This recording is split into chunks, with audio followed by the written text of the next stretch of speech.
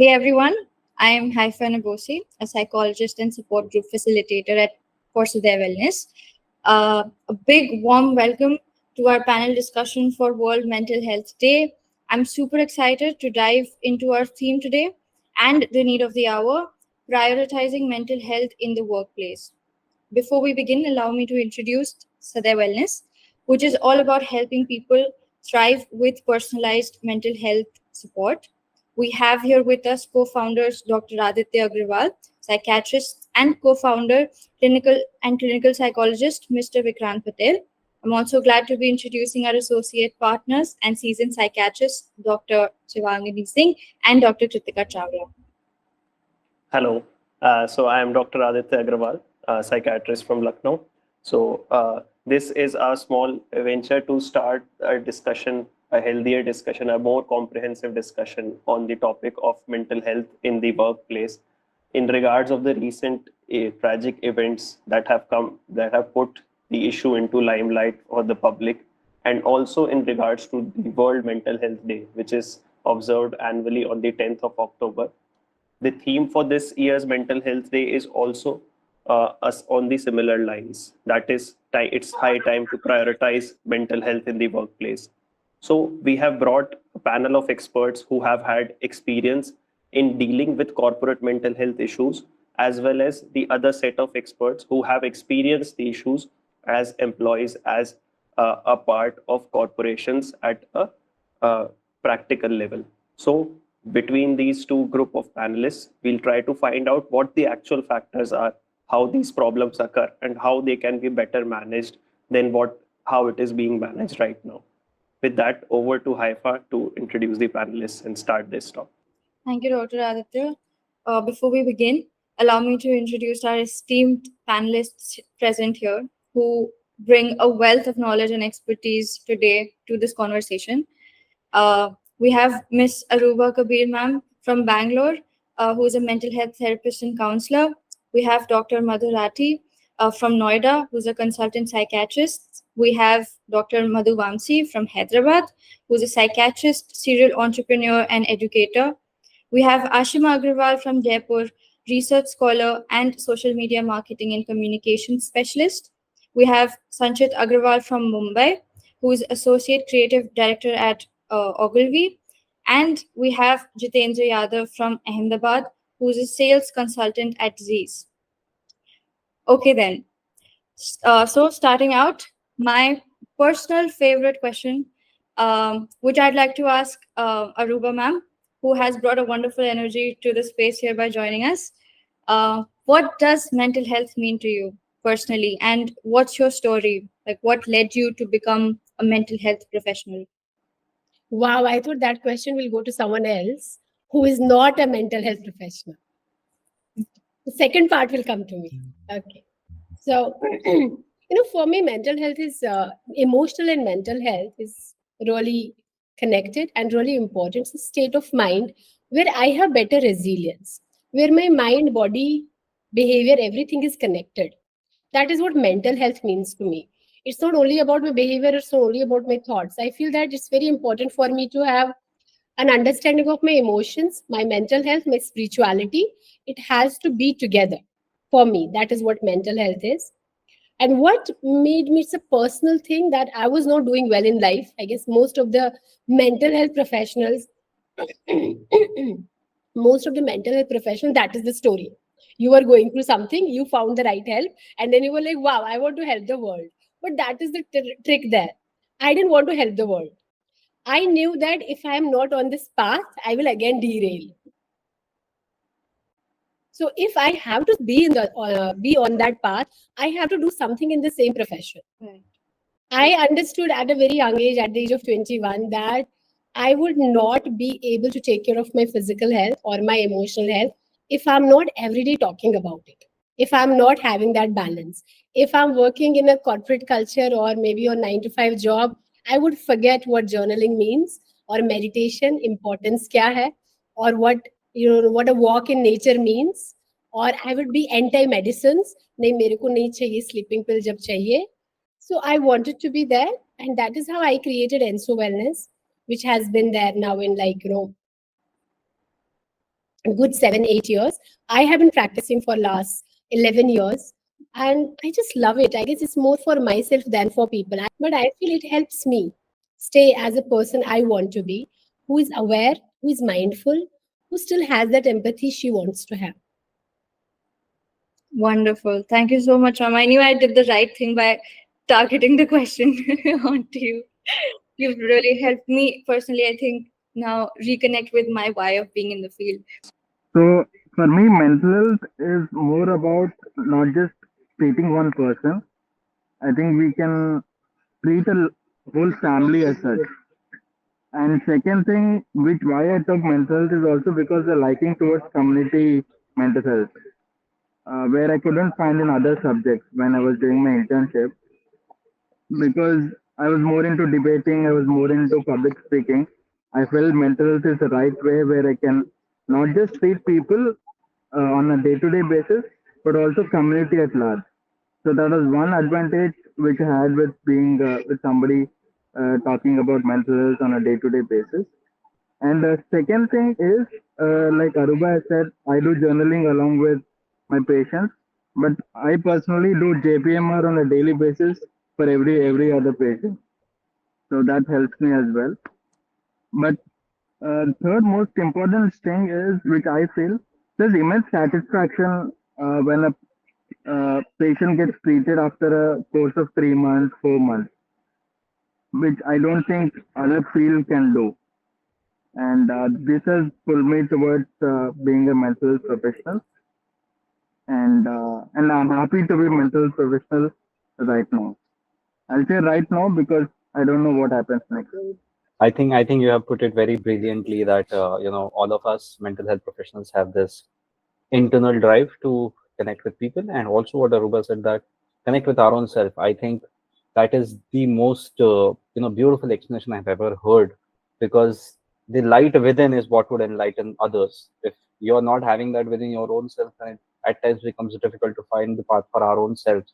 Forget showing somebody else. For me, when I was doing my MBBS, I studied. I think I studied psychiatry more than medicine. I almost spent 6 months studying only psychiatry, and then by the time I had to make a career choice, I was conflicted between surgery and psychiatry. And one of my psychiatry professors told me that you have made a decision. You didn't come to ask me. You just came to take my validation, which I'm not going to give you.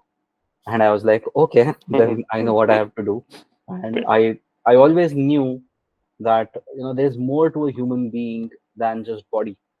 I have seen people who are suffering from cancer, but they were happy. I've seen people who got their surgeries done, but they are sad. And I always felt that what is it that is going in their head? There's a शेर by Javed Akhtar. जीना मुश्किल है कि आसान जरा देख तो लो, लोग लगते हैं परेशान जरा देख तो लो. And I always wanted to understand people as they are. And there was also this poetic side to me, which I always felt that it appeals to emotion, it appeals to philosophy. That is something that I could have only explored in this branch of psychiatry. While I was doing my residency, I had written one of the शेर for my work कि परेशान जो भी है वो सब अजीज है मेरे, मानते हैं नहीं लेकिन मरीज है मेरे, because stigma is always there. People will never agree, but it's that job of us very gently helping them understand that this mental wellness or psychological health is what is at the core of everything. If this is good, then every other aspect of your life can be taken care. And as Arouba said, that it didn't happen in my case that I was going through something, so I chose mental health. But in my case, after I chose mental health, I went through something because I I reached into my residency. I ended in a new land. I had to learn a new language, and I was going through a very tough adjustment phase. That's where I realized that medicines will not do everything. There's something more. It's biopsychosocial. That's where I started working on the psychosocial aspects, understanding therapies, understanding social interventions. That's why I have I think, very finely turned myself from a doctor to a psychiatrist, and now moving towards a psychotherapist. Thank you so much, Dr. Madhur and Dr. Madhu, for just really setting the base. And I would really like to hear from Ashima. Would you like to share your story with us, please? So I'm not any professional who's talking about mental health, but I have experienced that how mental health triggers and how when you feel that. So when I was like how Dr. Madhu said that even if you have done a surgery and you are not happy, so similar like things happen that even if I was doing great at work, I was not really happy about it. So that is where it strikes that I'm doing something good, but I'm still not happy about it. I always wanted to do this, but now what? It's not happening for me. So that is where this imbalance comes, that what to do and what not to do, and then you start finding out reasons that maybe it's not the bigger things that are making you happy, but very small things in pathway that keeps you happy and on grounded as well. So even during my corporate experiences, you earn well, but you don't still be happy about it. So those were the things that alter your life decisions going on further. But you understand mental health once it starts deteriorating. Until and unless you are good with it, you don't realize that there is any problem. But when you start feeling like sad, even people start noticing a thing about you. They say like it's something not right with you, you're not that cheery. So it's not that only you realize it, people around you also sometimes identify that something is not good with you. So for me, that is something mental health. Thank you so much, Ashima. We have such perspectives here from people who are from the field and what mental health means to them versus people who are not directly involved in the field and what mental health means to them. I see we have Jitendra here, we have Sanchit, and I would really like to ask, when it comes to employees, what do you think are the most common mental health struggles that they face? Since you have experience, you've been working at places like Deloitte, Byju's, and others. So, would you like to share your experience with us, please? See, one of the biggest challenges you face at work is, primary is the work culture, right? It all depends how the culture of the organization that you're working in is. That is something that the leadership sets, and not every place has good culture. Because right now I'm in my sixth company, and I can only say that only two of the places where I work, I could really give merit to the culture, right? Because other places was just a grind, just working day and night. Second thing that really matters, even if the culture is good, another thing then that is very important is your boss. Is the manager that you're working with, the person that you're reporting to. If that person is toxic, if that manager is toxic, even if the company is good, even if the leadership is nice, but the person that you're working with the most, your immediate manager, if that person is toxic, then it becomes very difficult, and that puts a lot of pressure on you, right? Because there will be unrealistic timelines, there will be unrealistic demands from that particular person, and they are in a authority, they have authority, they have, and they misuse that power, right? So that is one of the biggest problems that people face, who are down the chain in any corporate structure, right? That is something that happened recently in ENY also, right? ENY as an organization is not that bad, but ENY, there are certain teams, there are certain managers who take their juniors for a ride, right? And they'll demand unnecessary things. They'll make you work on a weekend. They'll not give you that mental bandwidth, right? So that is one of the biggest reason of mental health issues in young working professionals today. uh, Even if you have friends, and we live in India, right? Everyone is replaceable. So that is the kind of culture that we grew up with, right? That if you don't do this, take it or leave it, right? You will have to do it. अगर आप नहीं करोगे तो आपकी जगह 50 लोग पीछे line में और बैठे हैं जो आके ये काम कर सकते हैं, right? So that is a constant something that keeps going on the back of your mind, that if you don't perform well, if you don't meet the demands, if you don't agree with your manager, there are high chances that they'll just replace you, right? Because they always want someone who will do things as per how they want things to be done. And that is why people give into that, even with all these mental health lectures and mental health sessions. Ultimately it all boils down to your job security, that. And at the end, it's like that is where people give in. They're like, okay, fine, I mean, okay, fine, I'll just skip this particular weekend. I can maybe work this particular weekend. If I don't, then my appraisals will be affected, my promotion will be affected. So I think everyone should understand this, especially people who are sitting at the top. Uh, and the problem is, it's not like companies are not understanding it. Like, I'm part of WPP Group, and WPP is a global company, and they have a lot of their offices in 128 countries, and they keep on organizing a lot of mental health awareness sessions. People do attend it, but when it comes to practical applications of that, I mean, nobody follows that. All those leaders, all those managers, they don't follow. When it comes to all those pressure and deadlines, nobody gives a damn about those sessions, right? Maybe after that they'll be like, okay, fine, I think this was a rough week, or this was a very rough project, and we know what you guys are going through, but let's take the other one lightly. But it's a vicious cycle. I mean, it keeps on going on, keeps on going on like that.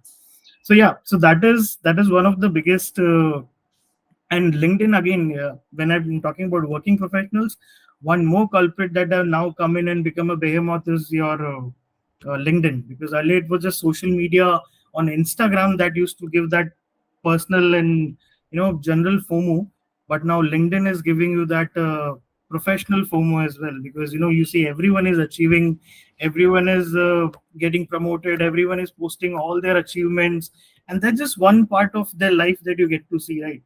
Similarly, on social media also, everyone is just posting their happy moments. You don't know what they're going, what is going in their life apart from that, and you just get a collective summary of everyone's happy moments, even on Instagram or on LinkedIn. And that whole LinkedIn culture is again now destroying many minds, because it's like every time you open LinkedIn, some of your friend is getting promoted, Right. some of your friend is achieving something big in life, and you're like, what I'm doing, why I'm not pushing myself enough. And I think, yeah, these are, there are a lot of things to talk about when it comes to mental Yeah. health awareness, corporate culture.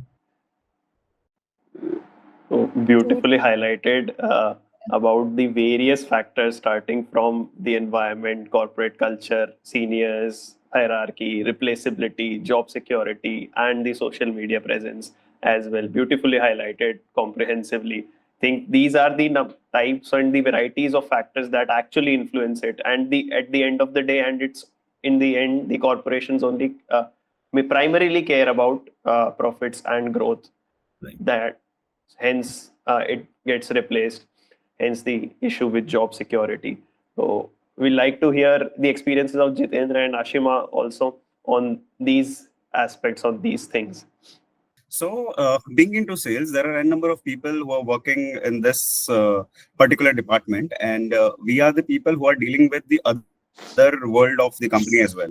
So, the people who are giving business to the company, right? So, like Sanchit already had the conversation more of about what is happening within the company, but at the same time, we are facing those people who are actually out of the company, from whom we actually get the business, right?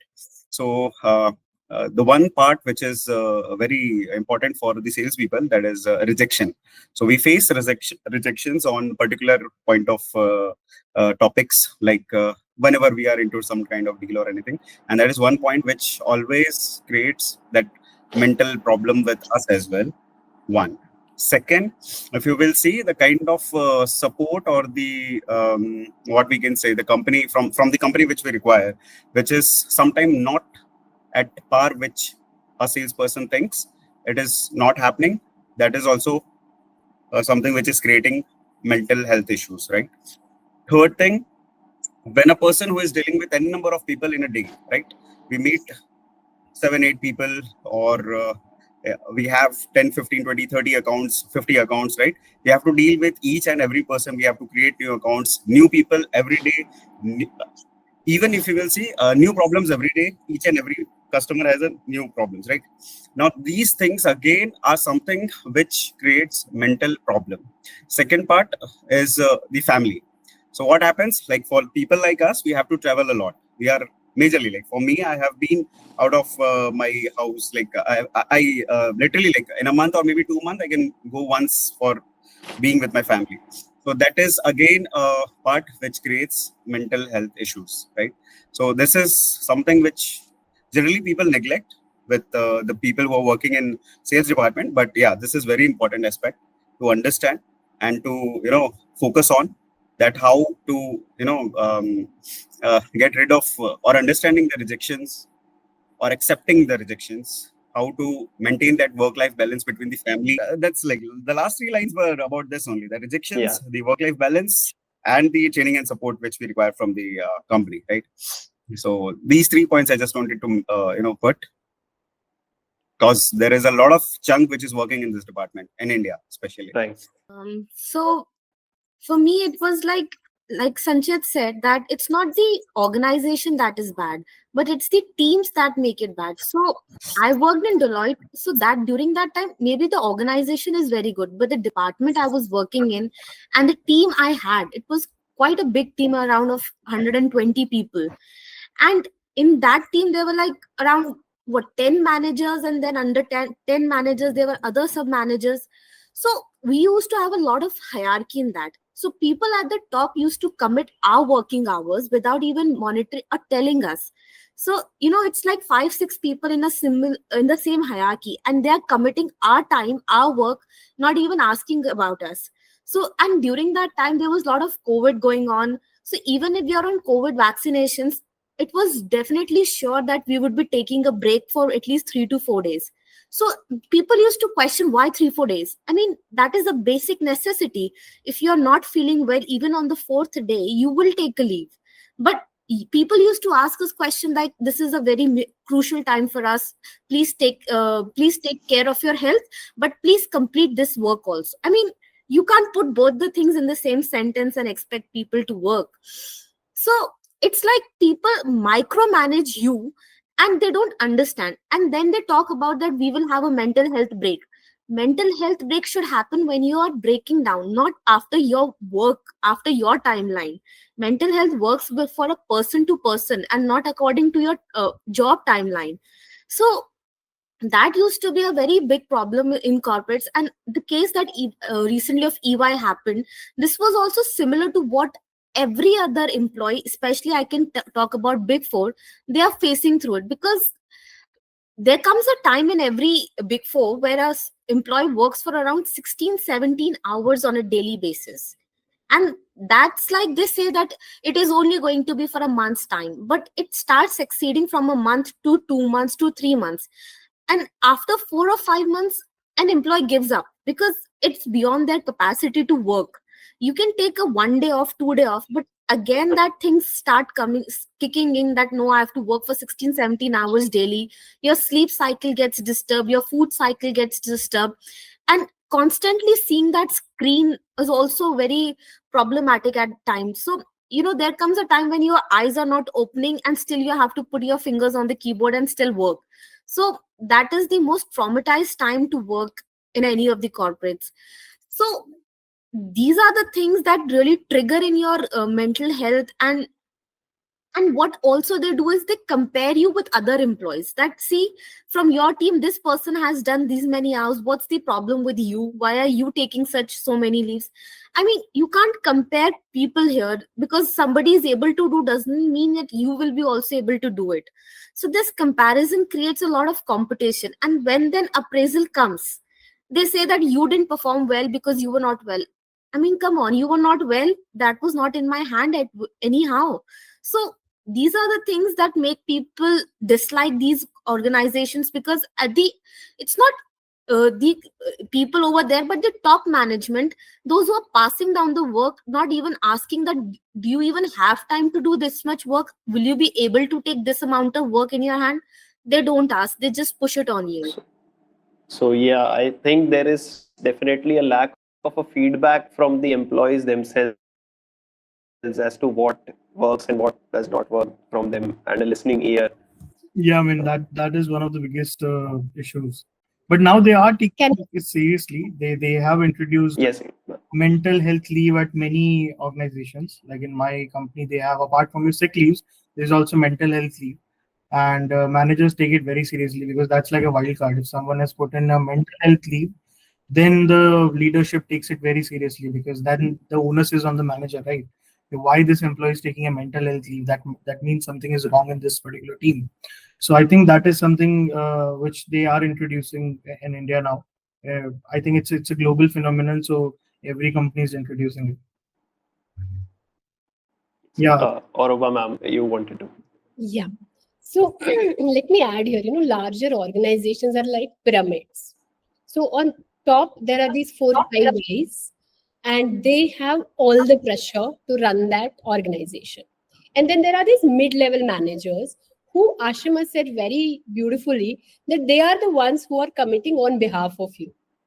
But the actual load is at the base, which are the people who are working, which Jitendra said, that, in sales, we have to face the rejection. We don't have work-life balance, but the mid-level and the top level are still able to manage somehow certain things. I won't say they are stress-free. They have amazing work-life balance. Their families are happy with them, but still.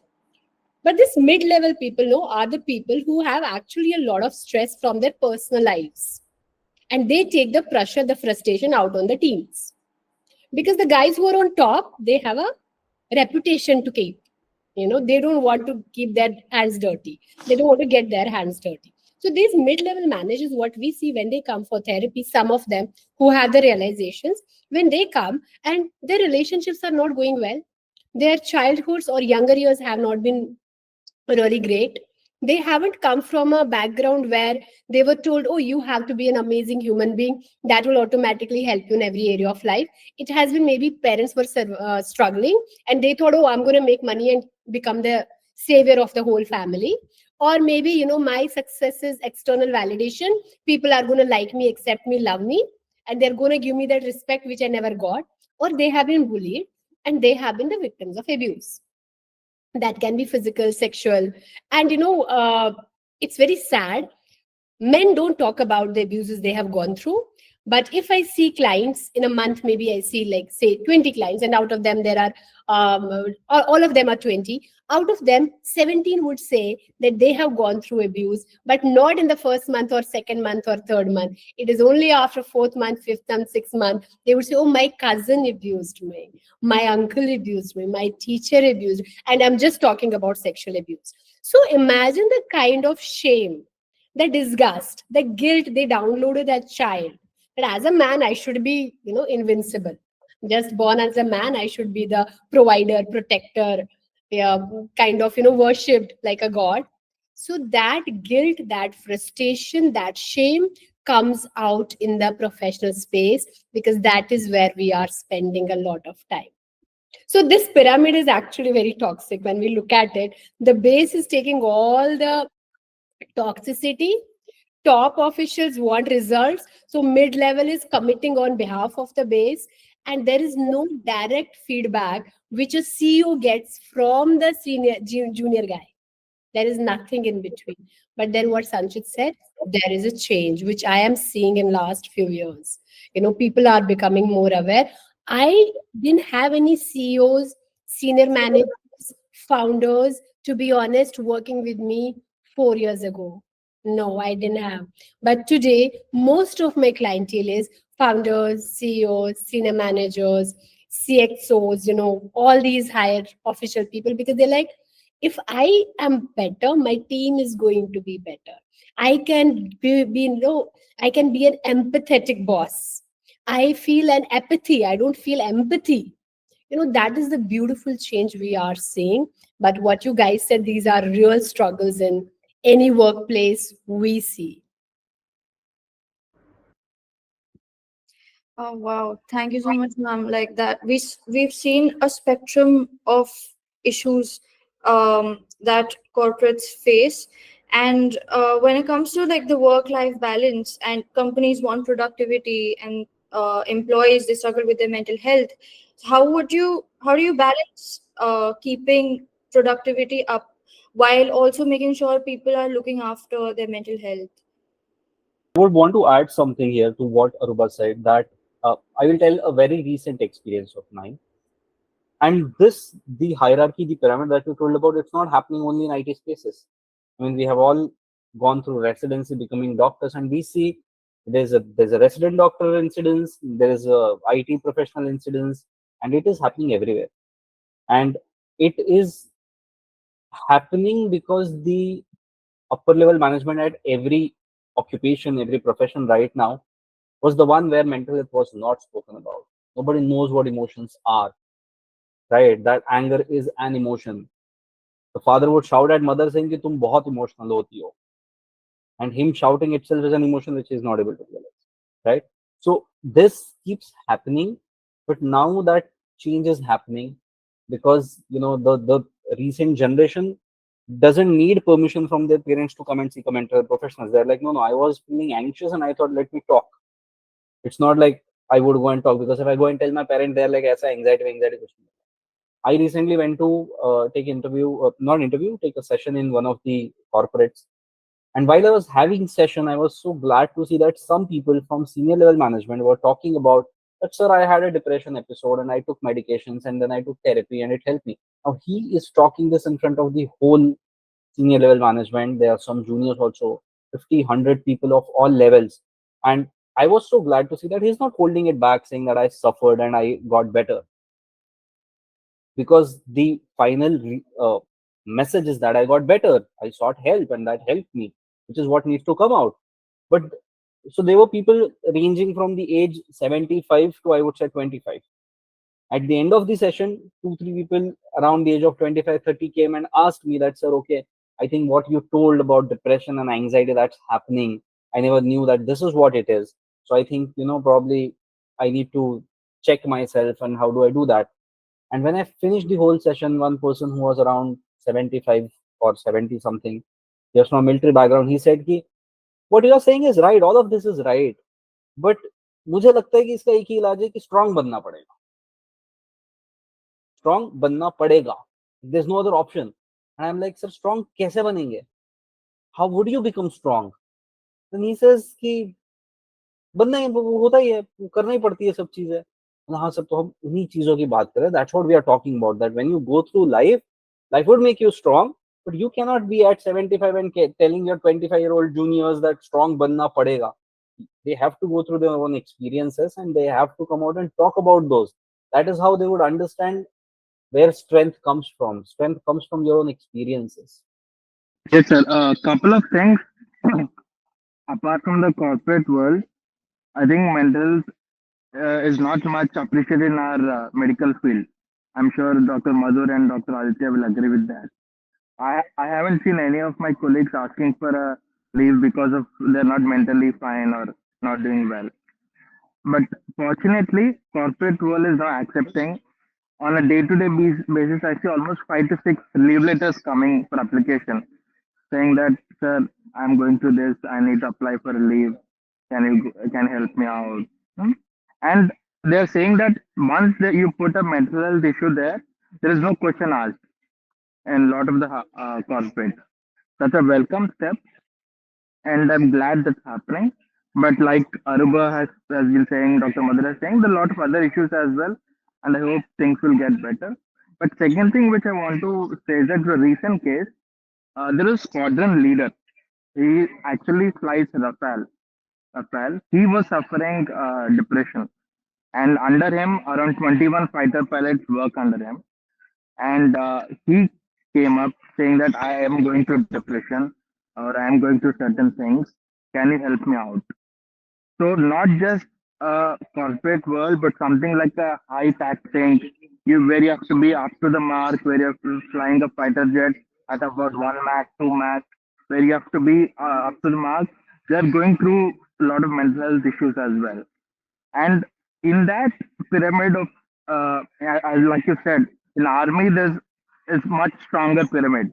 There's this brigadier, then there are certain things down the ladder, and the higher ups are also coming up and saying that juniors might need help. I want you to come to our site, visit them, talk to them. So some kind of improvement is happening, and we should appreciate that. And also at the same time, there's a lot of other things should be dealt. So these are a couple of things which I wanted to say.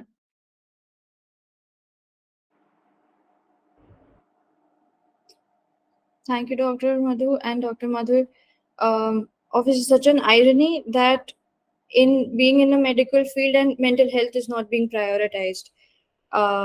Anyone else who would like to add to this? So, just a minute. Arouba ma'am has to leave a bit early at 3 p.m. So would like to take her experiences, her views for certain points specifically because she has had the experience of working with corporates for a long duration of time. What do you see the problems in current setup and current programs that are being run with corporates? Where is the lacking that although there are a lot of improvements in majority of corporations, yet from the stories from Jitendra, Ashima, and Sanchit, from majority of the corporations, the practical applicability is much lower. The utilization of these services is much lower than the compared to the burden.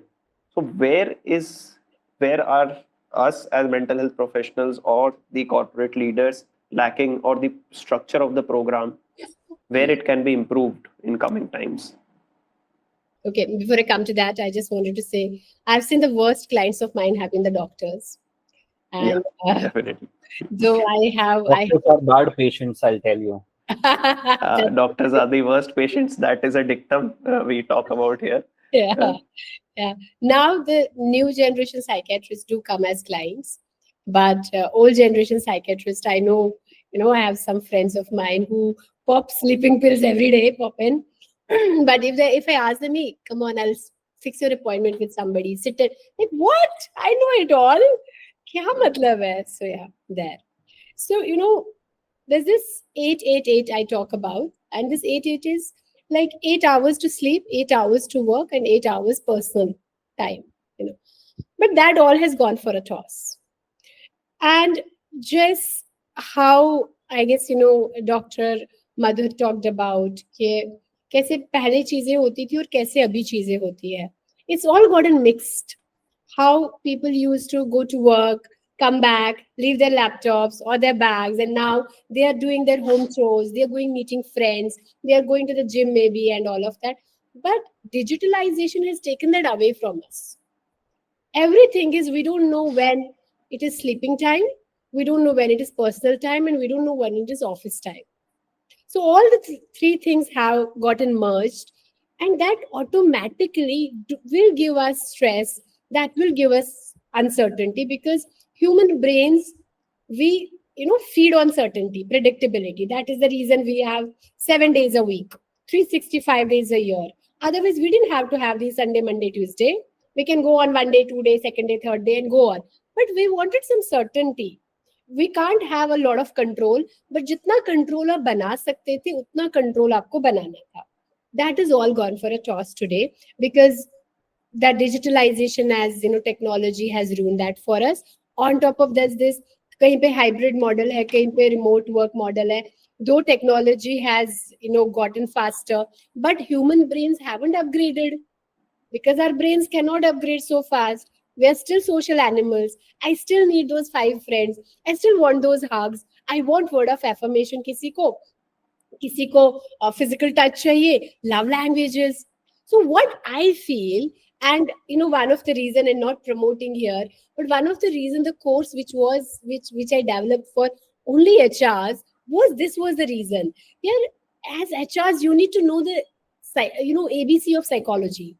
You need to know what attachment style is, what love language is, what empathy is, and how can you help your people. Some people feed on rewards, but some people, you just have to talk nicely to them and they do all the work. They feel de-stressed. In 2000s, we saw this call center culture. So what they will do, they will make people work so hard, stressed, everything, and then they will throw a party by the weekend, give them alcohol. So what are you doing? That you are giving them a distraction, which is a party where you're dancing, you are drinking. But how is that helping you?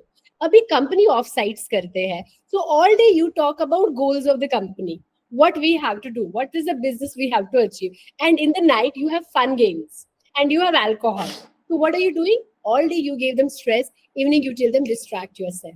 But why can't we have those offsites ulta? Like have fun games, de-stress them, make them feel that they are needed. People are not commodities. Companies are, offices are making us feel that hire and fire culture, irreplaceable, which, Sanchit talked about. People are not commodities, and if they are commodities, commodities perish. They're not going to stay. They're going to change. Attrition बढ़ेगा. आपके company का cost बढ़ेगा. आप उनको distract करके alcohol देंगे rather than giving them that lend them that ear to listen to them, to make them feel important, to tell them that you're a part of this organization. Have those town hall meetings where even the smallest guys get to talk. Make them feel that how important you are part of this company and how much you have contributed and how much we like you as a person. Not like, but we don't even know sometimes the team members' names. We don't know their names. We just know that, that guy, oh yeah, call that girl. And we have the phones in our hands and we are talking. Come on, where's the eye contact, that respect for another person? The productivity falls the minute I feel I am not heard. As a child, I have felt that enough. Now, as an adult also, I'm feeling that. My boss is not giving me my manager is not giving. I say, what we talked about, mental health leaves. To be honest, the drawback I saw for those mental health leaves is, today you apply for the leave, after 6 months you are asked to leave. Today they give the leave and after 6 months they just ask you to leave the company. Because somewhere they're keeping a tab. Oh, this person is a lot. What if they suicide? What if they die by suicide? I am going to be the responsible person. Rather than trying to give them that safe space. So we all have to get together. The HRs have to get together. The top management has to get together. We, emotional and mental health professionals, have to get together and tell them, listen, it's not the end of the world. If you make them feel heard and special, they are going to do the work. Your productivity is going to go up. But if you're not doing that, I am sorry. The attrition bhi hoga, log depression mein bhi jayenge, anxiety. Doctors can tell me this better here. The amount of bipolar cases we have been seeing in last 5 years. All of a sudden, bipolar disorder. What is that? They were not born with that. OCD. Every person I see today is like OCD diagnosed. What is that? Were they born with that? No. These are stress coping mechanisms. Anxiety is a good thing. I tell people, good, you got anxiety, you are here. If you did not have anxiety, you wouldn't be here. If you were not depressed, you would have died. So these good things, people are getting diagnosed. That means there are issues, there are challenges. And our job is to create awareness. Their job is to receive that awareness. And, we have to be human beings again. To be honest, we don't have to be machines. We don't have to be, artificial intelligence. We have to be emotionally coefficient people. Emotionally intelligent people again, which we have lost. I don't trust myself because I have my issues and challenges. So I don't trust on my team. So what do? I am like, oh, they will give me answer back. So before they say anything, I will bully them. So I'm always in that aura that I have power, I can use it. But if I am a calm and whole and complete person, I will not do that. People go to temples for 2 reasons. Either they are happy or they are sad. If they are happy, they will do their chadawa and they'll say, thank you, Bhagwan Ji. If they are sad, they will cry and they will be sad. Please give it to me. So your workplace is like that. If you're happier as a person, you give that to other people. But if you're sad as a person, you will give, either submission or aggressiveness. You will either bully or you will get bullied. You will do the harassment. So you have to, as a person, you have to work on yourself. I can say corporate, sab kuch badhiya hai, theek hai, I can, say that, do this, do that. But as a person, are you taking responsibility for yourself? That is so damn important, and we are not. I want to put it on my partner, I want to put it on my parents, but what is in my control, I don't want to work on that. Ashima, she felt that, okay, fine, she was in a toxic environment, I need to get out of it, take care of myself. If she would have waited for the company to think about her, that might be late. 2 sides of it. As an organization, yes, we need to have that empathy, but as a person also, I need to have self-prioritization. That self-prioritization is still lacking. I don't raise my voice. I ask other people to take care of me. I don't know when they will. The crimes which are happening in the society, ideally it should be a safe place. Ideally, the world should be a safe place where I can go anywhere, anytime. But that is not there. So would I now keep putting myself in danger thinking that the society should be a safer place? No. But companies can create that safer spaces actually, because these are small units. How we feel safe at home. Companies can make those places for us. But at the same time, they will only do that when I raise my voice that it is unsafe. It's a two-edged sword. It's from the organizations, from the individual, which we forget. We put everything on the organization. I really wish the sad thing was not what happened to the girl and what she was going through in EY. The sad thing was, after she passed away, nobody from the company appeared for the funeral, and the grieving mother had to write a letter. Sad thing was that is where humanity dies. Sad thing was not. Maybe she couldn't put her boundaries. She was not assertive. Beat chal, मैं rate race में वो भी फंस गई. No, I will work for 16 hours, 17 hours. Maybe she did all of that. But what happened to us as human beings? Why were we not there for the funeral? Which again brings me to another thing, like, in pandemic, 28 years, 35 years, 42-year-old came to me for therapy because they saw the funeral for the first time, which is such a sad thing. Death is the only truth. I don't know how long will I live, but I know I will die. So shouldn't we be introduced to those things from a very young age? Shouldn't I be comfortable if somebody passes away, hug them, and I tell them, I am so sorry you lost someone? I went for a funeral and I hugged the person. I did not know the person who lost the mother, but I knew their child. So I hugged that auntie. I hugged her and I kept my hand on her heart and I said, I'm sure you will get strength. This shall pass. And the auntie later goes home and she said, what was she trying to show to the people? Do you see this in humanity? I was giving my condolences. She thought I was doing the show off. That is the humanity we have lost. Some people don't go for funerals because they don't know what to say.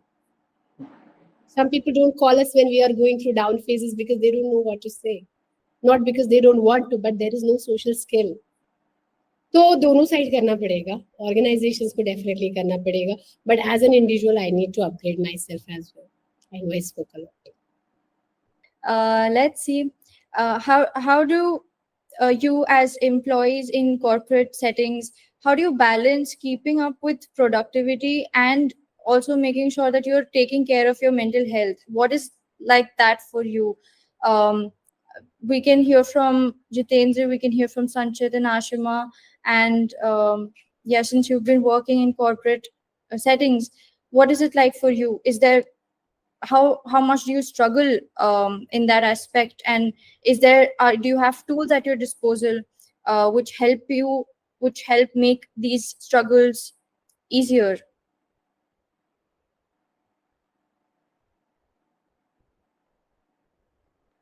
So can I start with? Of course, yes, please take the space. Yeah. So now talking about how do we handle this kind of stress and everything, what I feel is at the personal level, there are two things. One, what I feel is communication. Communication with wherever you are having problem, it is to be the concerned person. It's as simple as that.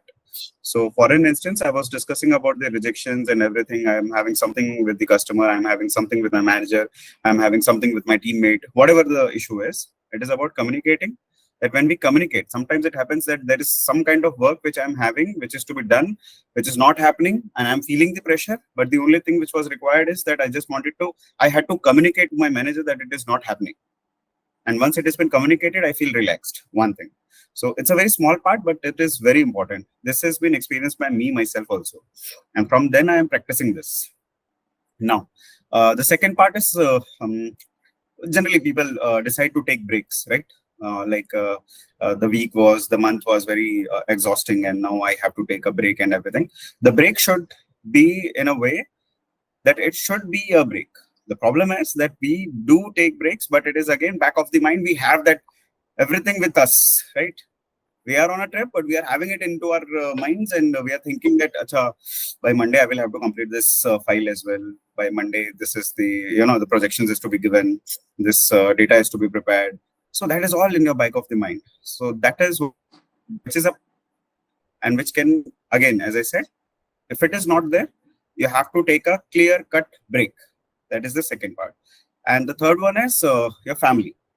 Now, when I am saying family, so most of the people who are working out there, they are working, one major factor is their families. So we want our families to be happy. We want our, people will love them to feel, proud of us, correct? So that part is to be taken care.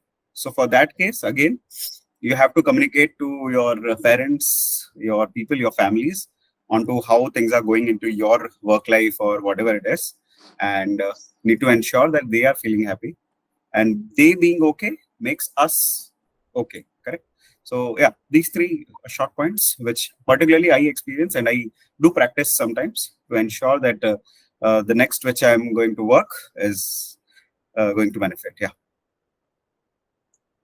Thank you. Thank you, Jitendra. Sanchit, would you like to add something to that?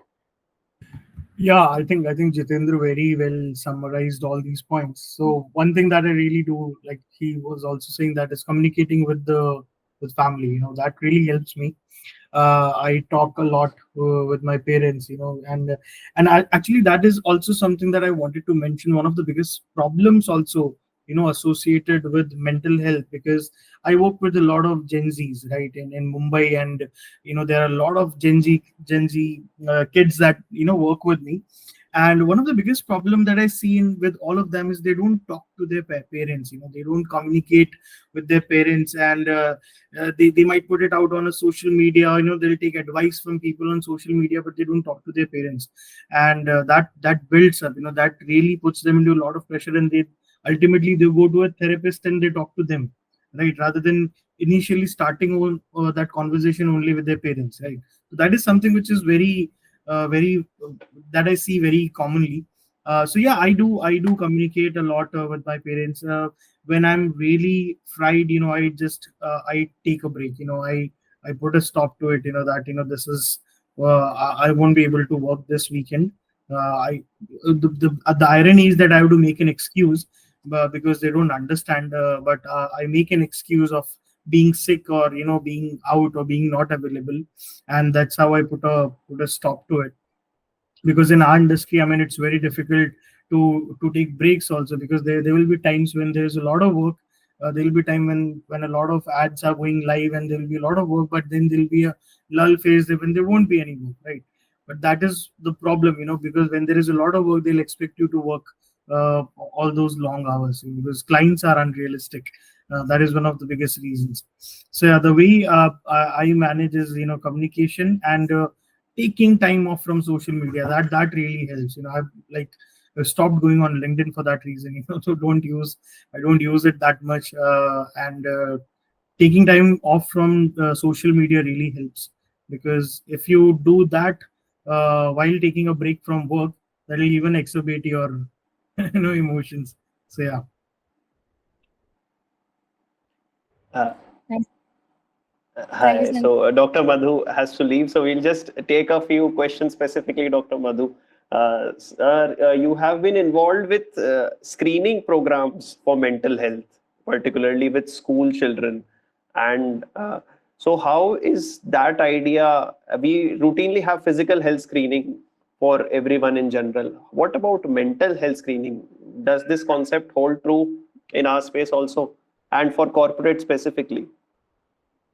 Correct. So Aditya and I have been working frequently, and of late I've done a screening of about 1,200 kids, marathon screening in a small town called Jagdalpur. You must have heard about it, near Chhattisgarh.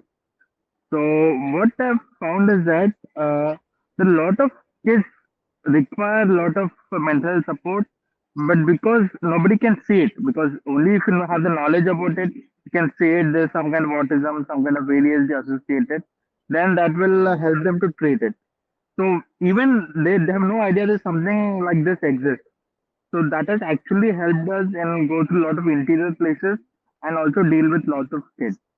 And coming to the part that how can we replicate this in corporate world? I think this is extremely important because, like Arouba was saying previously as well, a lot of people don't open up. It's in the second round or third round of session. They usually open up, they talk about it. Even though we give the confidence that this is confidential, non-judgmental, empathetic, etc., but they somehow do not open. Thanks to their bosses, thanks to their upbringing, thanks to their understanding, but they do not open up at all. So that is the reason I think screening should be done, not just those who come up to us, but also to all corporate individuals as such. And one more thing I want to add that there is something called the ones who are not in the corporate but who help the corporates, like the peons, like the drivers. I think they should also be equally be given a chance. I know their mental health might be different, their understanding of things can be different, but I think they are equally important, and a special importance should be given to them. In fact, I've done about 80 to 90 corporate sessions. I haven't seen one company talk about them. One company. I haven't nudged them anybody, expecting that they'll come up with something for them as well. But there has been no talk about it. I don't know why. Is only mental health for the elite, for the ones who are on the higher ups? I really doubt that, because I've done graduation from a slightly rural area, and I've seen mental health to be actually more important for them, because it's a matter of life and death for them. Because if a person commits a suicide in a family, the whole family gets affected. The Because he's a breadwinner, and whole family gets affected, and it actually spirals down in the family as well. So I feel we should talk about them as well, and I hope that will be done. And taking that cue, I think we should cherish World Mental Health Day. And like Sanchit was saying, uh, I don't know, Ashima, I guess. World Mental Health Day is not just one day; it's all through the days, and I'm sure we'll end up following it. Dr. Madhur also has to leave for a consultation. So, sir, Yeah. one of the things you mentioned before earlier when talking about mental health screening, and you have tried replicating it in corporates. What has your experience been with mental health screening? I'll tell you what my experience has been. So there were some corporates where I did mental health screening where they had to write their names. So people are not giving right answers, or they are not, the severity comes out to be low.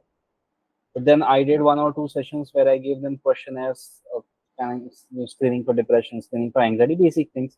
And where I told them this is anonymous, you don't have to put your name, you don't have to put anything, you just go on ticking, nobody would know. No name, no phone number, no email ID. Nobody would know whose answer sheet this is. And in a place where if I'm screening for say depression or anxiety, 3 is the average. I mean, three is the baseline. That above 3, it is significant. I'm getting almost 60 to 70% papers on which the score is on an average around 12, 22, 19, 7, 6, 8, 15. So what is happening is when they are actually looking at these symptoms, because what happens is a lot of people go through this but they don't know, because I think mind and human behavior and psychology is something that we are not taught about. You go to engineering, and I'm talking about even doctors don't know what depression actually feels like, right? Because you go to medicine, you learn computers, you learn architect, you learn IT, you learn artificial intelligence, you learn data science, you learn everything throughout your life. And the one thing that keeps you who you are and connects all the dots is your own mind, is your own mental health, is your own sense of self.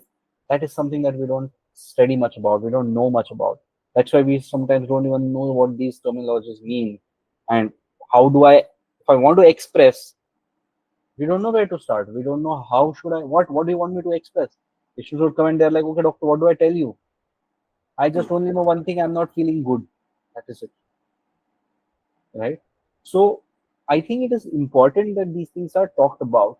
Sometimes screenings does give good results, sometimes, and I also saw that at places where there is at times low result, the average scores are coming down low. People are more engaging, people are more open, people are more happy going. That I can see that in that room. I get a vibe that these people know about mental health. These people are working on their mental health, and this whole organization seems to be, there's no hierarchy, there's no blurring of boundaries. These people are understanding each other well. So it reflects a lot of time. So I think screening definitely works, especially when it comes to corporate setup, especially when it comes to adults.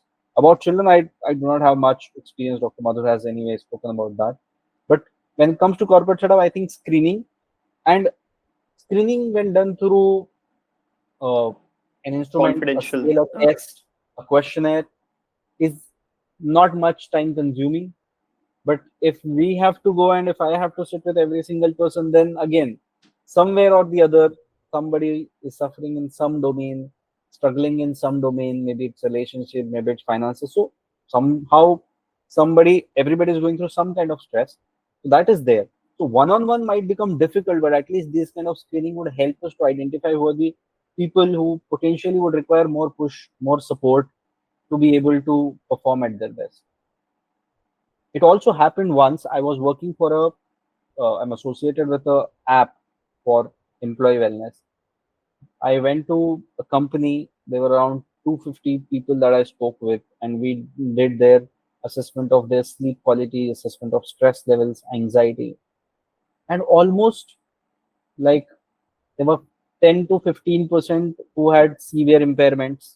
I mean, severe anxiety, severe sleep issues. There were almost, I would say, 40 to 50% who were in the mild to moderate zone. And when I went back and we gave this data to the company, telling them that, this is how your employees are going through, and I think it would be useful that you give them mental health assistance. They were like, no, one session is done about mental health. I think that is enough for now. So they are just doing it to tick the boxes. And that is where it feels bad, because then it feels like you want to talk about mental health, but when it comes to pathology, when it comes to actually working on it, when it comes to doing something for it, you don't want to take that step. And that is where, if screening, all kind of screening, we know as doctors that when I screen, I want to take two more steps ahead.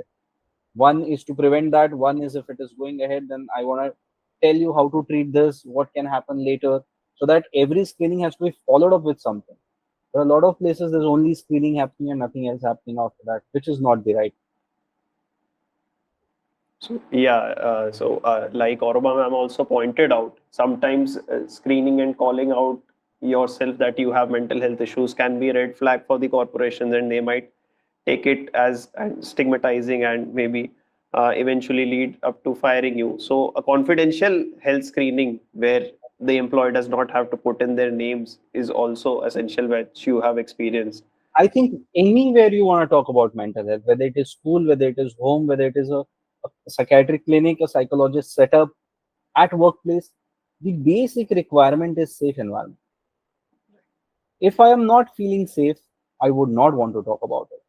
If there is a clinic, if I open a clinic in the middle of an IT hub, then people will be watching for windows, kaun jata hai iske liye, so that they can talk about it, right?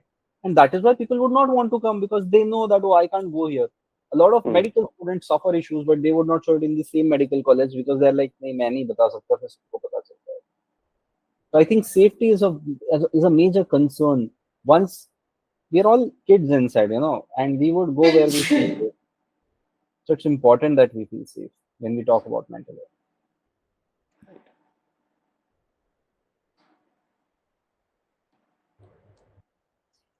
Thank you, Dr. Madhur.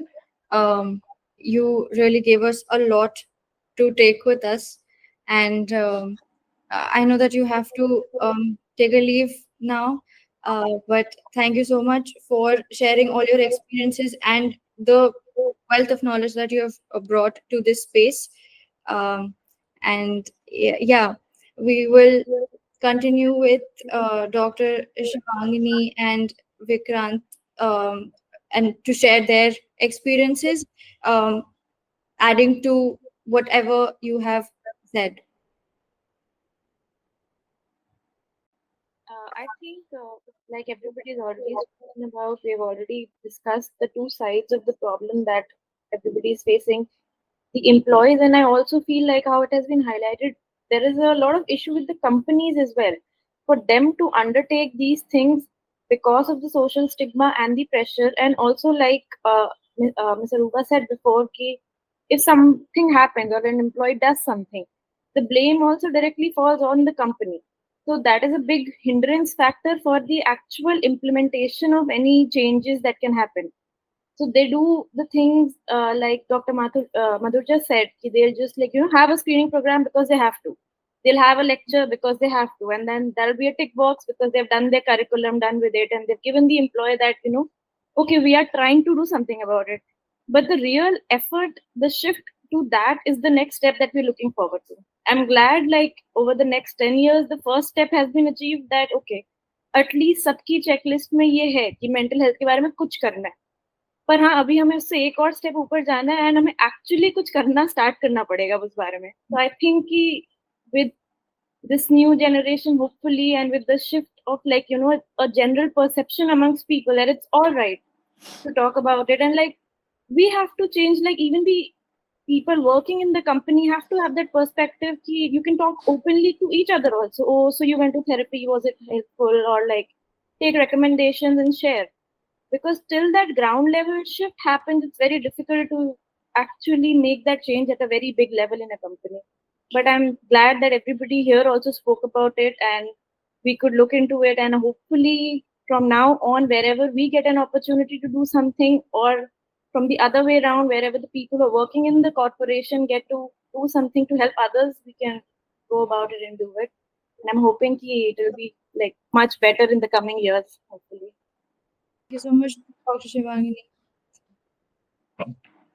So Any how can we as mental health professionals or as a third party outside persons apart from corporates and employees themselves add in, chip in, and be the bridge between these two parties? Uh, be Take in the confidentiality, take in the screening program. How these as a structured form of programs can help? What are your experiences with it? Sanchit has been a part of a company where there have been structured mental health programs frequently, and Dr. Madhur has been given out these programs. So, what is your experience when a third party comes in to take care of employees' health? Does it actually produce results? See, I'll tell you what happens. Why would a company want me to come and talk to their employees, right? If an employee is saying that I want something like this, that's one scenario. Second scenario, if they see productivity, what company wants is productivity? They are worried about productivity, right? Because have come to do a business. They are not running an NGO that will take care of all these 120 people that work Right. for us, right? We will take care of these if they give us what we need. And that's where we step in, because we have to show them the link between mental health and productivity. We have to show them that, okay, if we are working on mental health, that would help you improve production. So what you want, your outcome is achieved. What they want, their outcome is achieved. What we want people to create a healthy society as mental health professionals, our outcome is achieved. Because a lot of times what happens as mental health professionals, we are mainly talking about, obviously in my clinic OPDs, we are talking about disorders. But a lot of times when you reach there's no disorder happening. It's basically distress that they are not able to understand. There are a lot of psychologists come in, HR comes in. Now the new trend of life coaches coming in, right? So people would see, and that's why I think Dr. Madhu, Arouba, Dr. Shivangini, me, what we are doing is at times creating content on social media, because people need to see that, there is something that you can do even in this phase of distress. We need to be visible, our voices need to be visible. That is where people would then know that, okay, this person can probably help us, and this is something that I heard that I would want my team to know, that I would want my people to know, right? So we can at times approach them telling that, okay, we can offer this to you, but again, they would want productivity, so we have to put it in that way that, this would help you to achieve productivity, this would help you to increase production, this would help you to create a good work environment for your employees. Because right now people are, after what has happened, people are worried, people are questioning, how can I change my work environment? Is it bad? Right? First question is acknowledgement, is it bad? Asking the right question. Second is how can I make it right? But environment ऐसी चीज है जो 2 दिन में एक seminar से change नहीं होगी, because it's a rooted mindset which creates the environment. It takes time. Even when the HOD changes, it takes 2 to 3 years for the whole functioning to change in the departments, right? So it's the same way. But at least when things get started, and if they can see, and again, it's not only mental health is not the factor. There are so many factors that leads to production, right? But mental health is definitely one of them, because every single person on that team has a mind, whether it is the manager, whether it is, as Dr. Madhu said, whether it is the driver, the security guard, every single person in that building has a mind, and anybody who has mind has mental health. So when we work on mental health, we can show them, uh, results which would then help them that, okay, no, we need to talk about this, we need to work on this. And I'm glad that there are a lot of people like Simon Sinek, people like Ankur Warikoo, who are talking about mental health, who are talking about how different facets of mental health is not all pathology. It's not only depression, anxiety. There are different facets to it. There is interpersonal relationships, there is social communication, there is emotion, there is emotional intelligence, emotional recognition. How do you write a letter? There also sometimes mental health comes into picture. So there are different aspects of mental health, and the more these are talked about, the more people are able to understand that okay, this can give us productivity, this can help us, and that is why the companies would then want to talk about it and want to bring us on board. Sanchit, I wanted to ask you specifically how structured mental health programs in your organization have been helpful, or where are they lacking? So what's happening with the mental health programs that we are having at our company? So because it's a global company, so there are certain global mandates, that every office has to conduct all these, and I think they are just doing it for the sake of it, right? Because they have to conduct it. They'll send out a survey to every employee, and HR will keep on following up with everyone. You fill out this form, submit it by this time, and people are just doing it. I mean, it's not making any real change. That's if that's what you want to ask. All these sessions are not making any real change. Also, majority of these sessions are being conducted by people who are sitting abroad. So there will be some, these people will be sitting out of UK or some sitting out of US. So I think they don't understand the problems that we go through here in India, right? Because they have these fixed global programs that they are running everywhere. So that is also because there are a lot of factors that come in when you're working in a, be it a city like Mumbai or Bangalore will have its own challenges. Mumbai will have its own challenges, right? So we need those tailored programs, which are specific to that. And again, the biggest thing is every industry works different, right? So these programs also have to be as per the industry, as per the people who are working in it. Because in our industry, I mean, there are all these departments. I mean, I'm in creative, there are servicing people, there are sales people, there are business management people. They all have different kind of challenges. So you cannot have like one shoe fit for all, right? Because it will never be like that, right? So I think that is what we really need. We need those structured. It's not very structured. I mean, it's structured only in a way, it happens every 3 months, every 6 months. That is the only structure to it, right? And everyone has to attend it. It's a mandatory thing, right? But apart from that, the content maybe is not that structured because, so that's what I feel. I was saying that when I used to work during those days, I used to talk to my cluster manager and I used to ask him that please sort out my schedule. And many of the times he was helpful also. But if at all things were not used to be working, then taking leaves was the final option for me during that time.